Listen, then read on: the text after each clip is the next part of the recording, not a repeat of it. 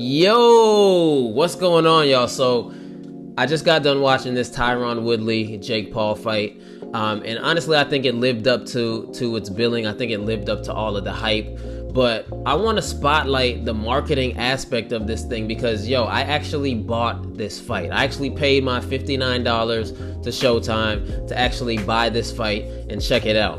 And I don't typically buy fights, so this speaks to the amazing marketing that took place during this fight. Somebody you played on a UFC video game? No, never. Somebody you was a fan of? I got receipts and videos. Go off, daddy. I got receipts and Tell videos us all. of you being Brag, a fan. daddy. Brag. Yep. Is that it? Where are the rest of your accolades? So we're gonna break that down. We're gonna talk about the fight. Jake Paul ended up winning the fight, went 8 rounds. Super dope, super high impact, and it brought some celebrities out too, which also speaks to the marketing aspect of this fight. So we're gonna go ahead and get into it. Get your notepads out, take notes. Another quick thing, we are very, very close to 3,000 subscribers. We are very, very close, so click that subscribe button, click that like button. If you're interested in marketing, no matter what aspect of business you have, you definitely want to tune into our channel, so hit that subscribe button, y'all. All right, so like I said, I ended up buying this fight and checking it out on my computer, in my crib, screaming like a super fan out here. But honestly, I want to talk about the reasons why I bought this fight and the reason why marketing is so important. All right, Jake Paul to me is a super interesting character. Not only is he a troll and he gets people's attention and things like that, but I honestly think he's a genius when it comes to marketing. He's very, very tactical, and I'm gonna break down one of the most tactical things that he did to shine the spotlight on him. Let's go back to when his brother Logan Paul actually fought Floyd Mayweather. All right, Jake knew that the spotlight was all up on this particular fight. Number one, Floyd Mayweather is probably the highest grossing pay-per-view athlete of all time. And then number two was his brother fighting, which also got some attention. But Jake Paul knew this, so what he did was he had to find a way to steal the spotlight. And when he ran up on Floyd Mayweather and snatched his hat off of his head, let me call Al Heyman. Let's make it happen. 2 in 1 night. Got you happy. and went running. That was such a viral moment. That was all over the news. That was all over everything. And that pretty much put the spotlight on him. So people that were new to Logan Paul now started looking at his brother like, yo, who is this Jake Paul kid? All right, and if you don't believe me, I got the stats to back it up. If you look here, we got the Google Trends chart right here.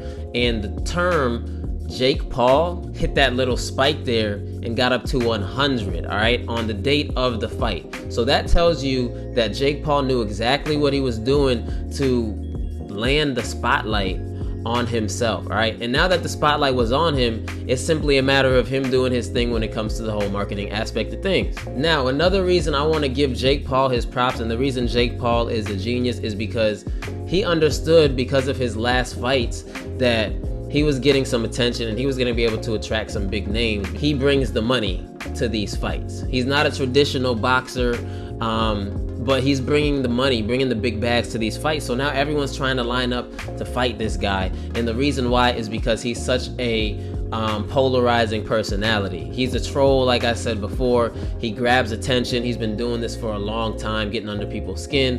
And that speaks volumes to Jake Paul. Not saying that you as a marketer, you as someone trying to market your brand, need to go to his level of gimmicks and things like that.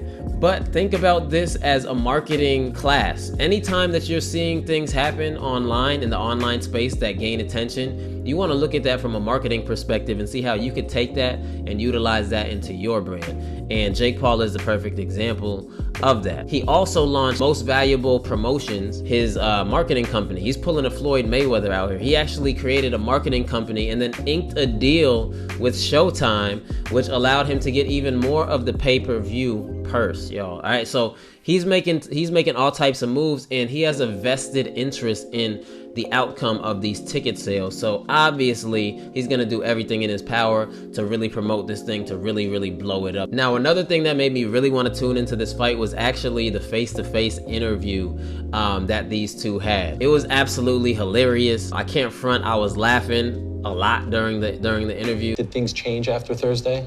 Did it become more personal? Your mom got It involved. was already personal when he signed the dotted line. Why was it personal? I was already on 100 from jump. It was nothing that could have happened yesterday. Is it because I knocked out your friend? No, it's because you signed a contract. So you didn't care that I knocked out your friend? In your mind, you thought. Once again, you didn't care that I knocked out your friend? Doesn't bother me. He tries. My mind is a fucking fortress, bro. I don't let words and I don't let emotions get involved with me. Yeah. So what happened in the last couple of fights you had? What happened to your last couple of fights? What happened to the last couple of world titles you fought? What happened to the last couple of greatest you fought? I'm 4-0 and 4 You fought KOs. against a YouTuber, a basketball player, Look at that. and my dog Ben Askren, who's not even really technically known for striking, that was retired. Am I right or wrong? Got you stumbling. Got you heated there, didn't I had you stumbling the whole time. Huh? Stuttering the whole time, unsure the whole time. Why are you so mad right now? I'm not mad. I'm really just wanting to get this shit over with so I can go fucking eat some food and lay down and watch some Netflix, to be honest. You said recently that, you put out this picture and you're like, look what I was doing 5 years ago, look what he was doing 5 years ago. He was winning UFC welterweight title. I was in high school or maybe just out of high school. Middle school. Is it surreal for you to be sitting in front of arguably one of your idols? Somebody you played on a UFC video game? No, never. Somebody you was a fan of? I got receipts and videos. Go off, daddy. I got receipts and Tell videos us all. of you being Brag, a fan. daddy. Brag. Yep. Is that it? Where are the rest of your accolades? I don't need accolades. Because none of that. I'm certified. None of that's helping you today. I'm certified. You did all of those things, but still ended up broke somehow. This dude funny. And one reason why is because Jake Paul is such a troll, and it seems like he's getting under Tyron's skin a little bit, but then Tyron comes back and claps back at him, and it's just a lot of entertainment that for us as fans, for us as sports fans, we like to see people get competitive, and we like to hear little funny things that people say and stuff like that. But it really built up even more anticipation to the fight, because you can see that Tyron was starting to get a little irritated with some of the things that Jake Paul was doing. But again, they're doing this because they both have a vested interest in the outcome of the ticket sales. If you didn't know, supposedly, right, this is what I read, all right, supposedly, Tyron Woodley is guaranteed to get $500,000 from this fight. Jake Paul is guaranteed to get $1 million from this fight, and they're both getting a piece of the purse from the pay-per-view ticket sales. So they both have a vested interest in doing everything they can to grab attention and sell tickets to this fight, y'all. So both of them were putting on, both of them were acting a little bit, both of them were being kind of trolly, and those are the things that you have to do to amplify your brand at times. Again, not saying you have to be gimmicky, but do things to highlight and amplify your brand, because that's gonna help get the spotlight on you. Another thing that really made me want to get this fight was because of the different sources that were speaking on this fight. All right, obviously ESPN is going to talk about it. You're going to hear about it on FS1. You're going to hear about people talking about it. But the thing that really made me want to buy this particular fight was because Joe Rogan chimed in on the fight, and he actually said, yo, Jake Paul can actually fight. Tyron Woodley, though, is a different type of beast. Tyron Woodley is one of them dudes that can strike, that can hit, that knocks people out clean, right? So when I heard that clip, it captivated me even more because, number one, I want to see what Jake Paul is all about. All right. Number two, I've seen Tyron Woodley fight, and I know that he's a beast, so I know that it's going to be a good competition. And on top of that, Jake Paul is playing kind of this little villain that everyone wants to see get knocked out. So he played into that role perfectly, and that helped to get more ticket sales. And I'm literally talking to you right after this fight, so the numbers for the amount of pay-per-view that they sold is not in yet, but I guarantee, actually Jake Paul said it himself. He said it was the second highest pay-per-view, Showtime pay-per-view of the year, behind his brother and Floyd Mayweather. So he did his job. They both made money. Kudos to both of them. But you as a marketer, you need to start thinking like this. Now, the biggest takeaway that you should get from this whole rollout of this whole entire fight, because it was a huge rollout, they had press conferences, they had face-to-face interviews, they had all these things to amplify the fight. But the biggest takeaway that you should get from this whole situation is that both of them had a mega spotlight on them, and they were ready for it. What do I mean by that? Well, Logan Paul just announced a clothing collaboration with his Problem Child brand. He just announced a clothing collaboration. It's all over his IG. You can check out the picture right here. I got it right here. So when he has the spotlight on him, he's always ready. He's not having to get ready and rush to get ready because he's not prepared. No, he's very prepared for the spotlight, and he has other things that he can promote as well. Same goes for Tyron Woodley. Tyron Woodley knew that the spotlight was going to be on him, so what better time to promote his music?